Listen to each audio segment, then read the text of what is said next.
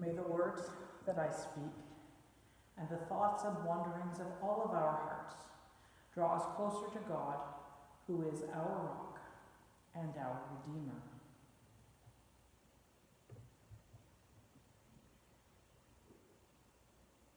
As people of the plains, the rivers surround us, sustain us, in some ways even define us. For thousands of years, the only way to get around on this bit of land was by river. And in fact, it's only been quite recently that there's been any other reliable transportation across this great plain except for the network of rivers that cover it. Many of the people on the plains depend on the rivers for their water. We don't. We get our water from wells, which I think probably get their water from underground rivers, but they could be underground lakes too. I don't know the underground geography around here that well. But the rivers have carved our pathways. The Trans-Canada Highway follows the Assiniboine River. There's a reason for that, because all the communities follow the river too. I was watching a video about how to survive in strange and bizarre circumstances. I see more of these videos than you might like, and it's not necessarily my own passion that leads me to them. But the video was about somebody who was in a plane crash, who woke up in the middle of the jungle, no idea where they were. And how do you survive in that situation? How do you find your way home, back to the people? To find your way back to people, and we are people who need people. To find your way back to people, follow the water. Because the stream or the creek that you find will lead you to the river, and the river will lead you eventually to the people, because the people always seem to find ourselves on the river. So this true story of this girl who was in this plane crash did in fact find her way back by following the river.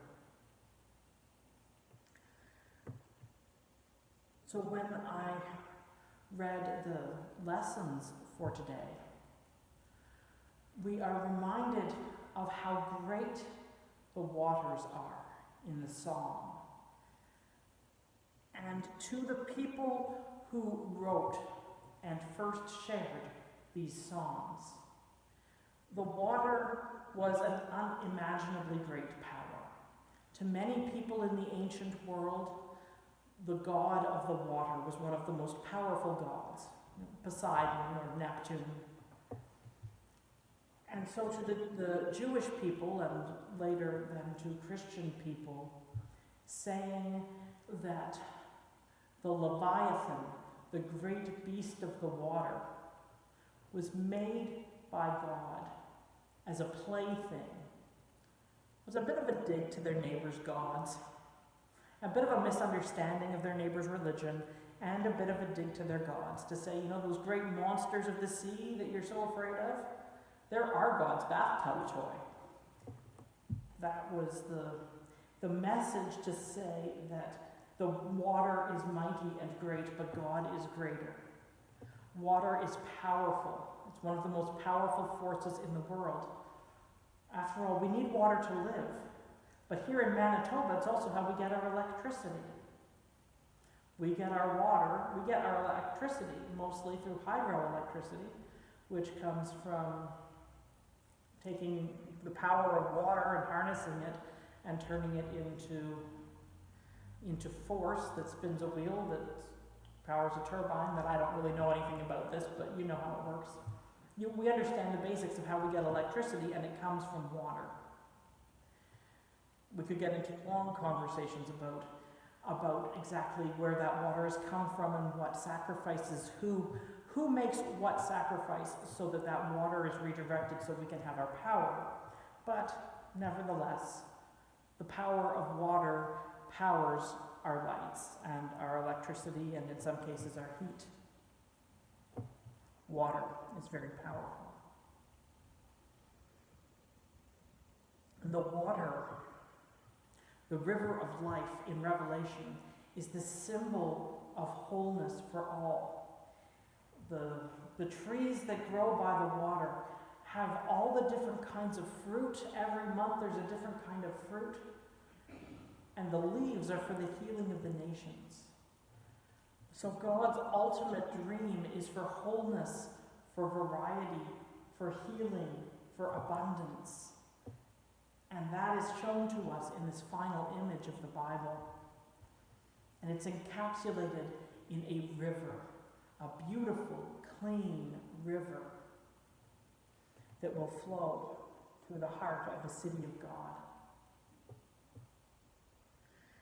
And our gospel lesson, I looked at it, I have to say, okay, my first glance at it was, how does this is a beautiful story, it's the story of resurrection, but how does it tie into rivers? And then I got a map. When in doubt, look at a map. Jesus says that his disciples are to go ahead to Galilee. And in Galilee, they will find him again. The Christian, or those who will be called Christians, the followers of Jesus, are given the instruction to go on ahead to Galilee. So I looked at the map, and it reminded me of what I already knew. I remember memorizing all this stuff when I was in school, and we had to learn the geography of the Holy Land, at least a little bit. And in order to get from Jerusalem to Galilee, you have two choices.